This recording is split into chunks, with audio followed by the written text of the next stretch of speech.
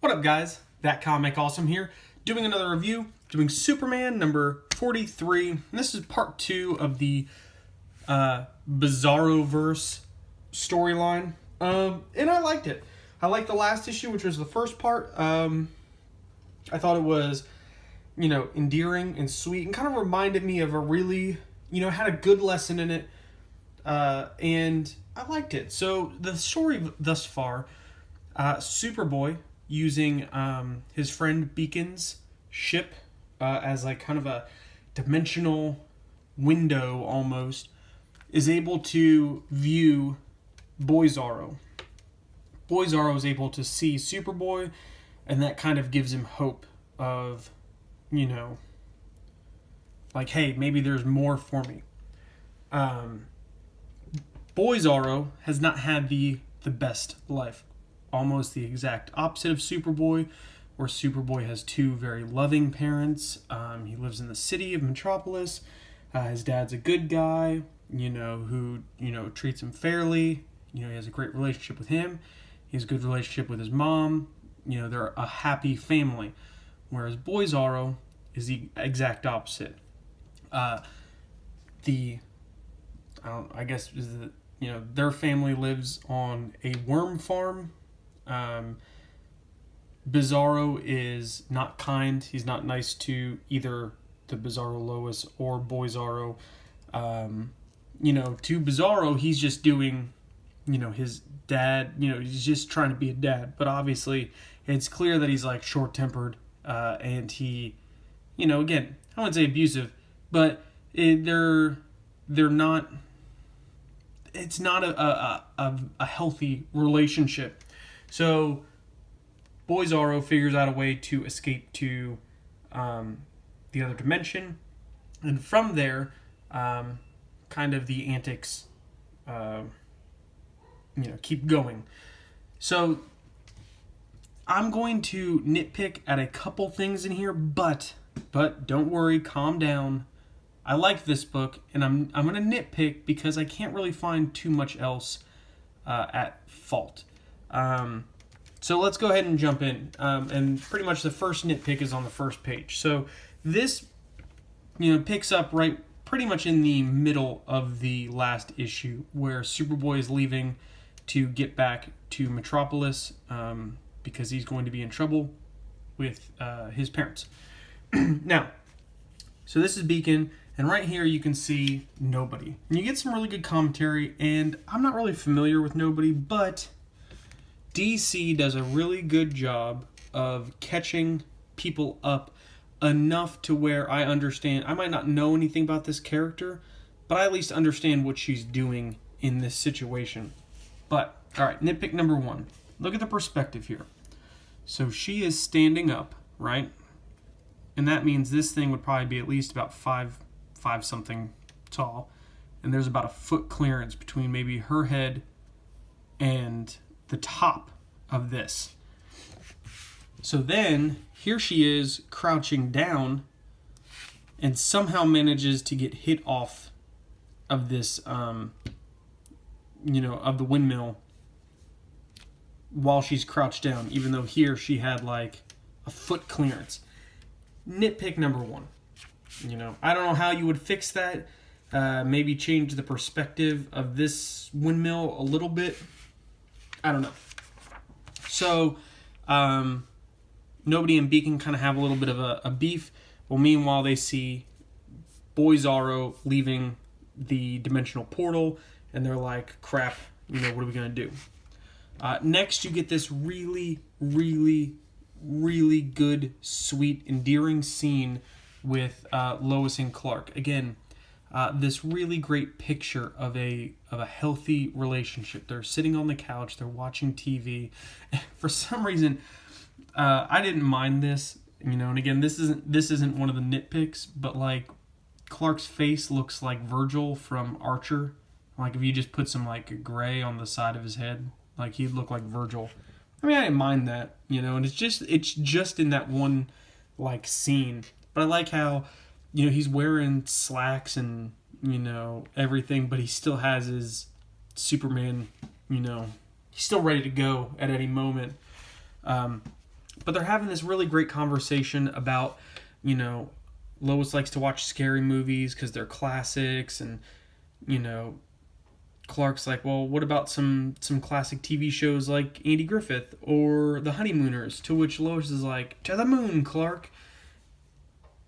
I love that kind of banter. You know, it's like that, you know, that back and forth of like, you know, a really healthy relationship. And, you know, and then so she's like, look, you know, whether you're my husband or a superhero, you're the man I married, you know. And he's like, well, you could have had anyone. And she says, well, you could have married Wonder Woman.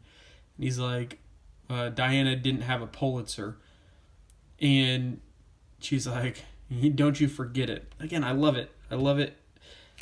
I'm a sucker for that, like, cheesy kind of relationship, and they do it so good right here.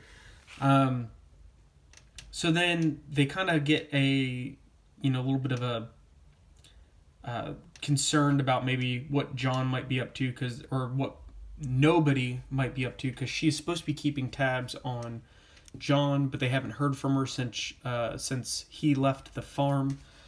Meanwhile, this picks up right where the last issue left off, with Boyzarro kind of breaking into Superboy's room. And again, it kind of reiterates that, you know, Boyzarro and Bizarro don't have the best relationship. You know, he says, Dad good to boy. So, I mean, you know, and even here, he says he care about Boyzarro. And what I love about this is, you know, Superboy is able to know what that, you know, means. He's like, you know, I'm sorry, because he knows that means, you know, my dad doesn't care about me. I don't have a good relationship with him, you know. So he's able to understand that.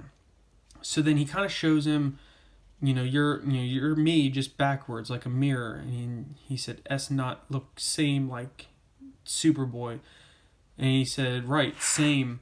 So then he shows him a mirror, and he's able to see that the S is, you know, kind of normal.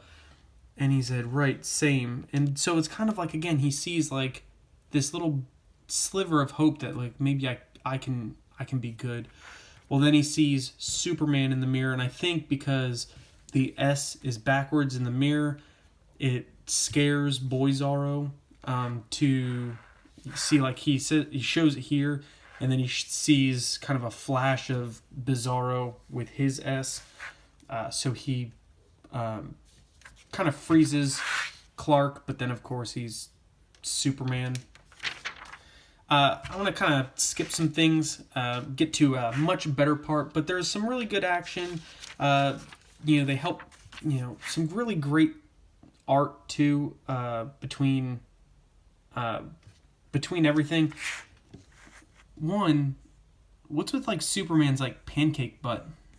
Like, that's not a nitpick either. It's just, I just noticed that. I'm like, he kind of has a flat butt. Think like, you know, it's no Dick Grayson, but that's for sure. So then they save this helicopter, even, you know, and they, you know, this bar owner's like, you know, about to shoot him, and he's like, no. Superman's like, look, he's cool. He's trying to help. You know, he's like, Boyzarro not sorry. So then they decide to take him back, but this is probably one of my most enjoyable parts. Through the portal again comes Rob Zarro, and it's like a little, like, gentleman, you know, Robin, and he's, you know, of course, trying to, like, you know, be a little romantic, almost like a Pepe Le Pew. But they, you know, he's like, I'm here on a mission to find my, you know, my special friend, and they're like, oh, all right, enough creepo. But then Superboy and Boyzarro show up. Again, I loved this. He's like, the Bizarro boys, you know, am not together again, old chum. I laughed at that, and I laughed at when Superman started talking to, you know, he's allowed me to not explain, sir. And Superman's like, that's new. And he like has a nice little salute, because like Robin is always just like, you know, kind of giving that like little like sucking your teeth, like whatever, like too good, like I know. But, he's like, oh, you're actually showing some respect to your elders. So they find, you get another really crap 2-page ad. But of course, Boyzarro doesn't want to go home. And he said, his dad sounds bad. What's wrong with letting him stay here a little longer? He said, me and want to go home. Families have a rough patch, son. That's no reason to hide out. He should go back. And he said, Boyzarro came here. I'm hoping that with a good example and a little explanation, his dad will too. So right here he's saying, like, look, maybe Boyzarro can go back and help, change, maybe change Boyzarro around a little bit.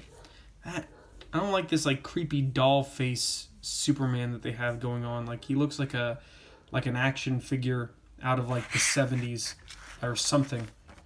But of course, there's a huge misunderstanding when they try and go back to, was it Harith? I don't know how to say it backwards. Yeah, I liked it. There's a really nice little twist at the end for the next issue. I can't wait to read it, in 2 weeks. But yeah, that's my thoughts. Subscribe over here, watch some more videos, hit me up in the comments, let me know what you guys think, and I'll see you next time.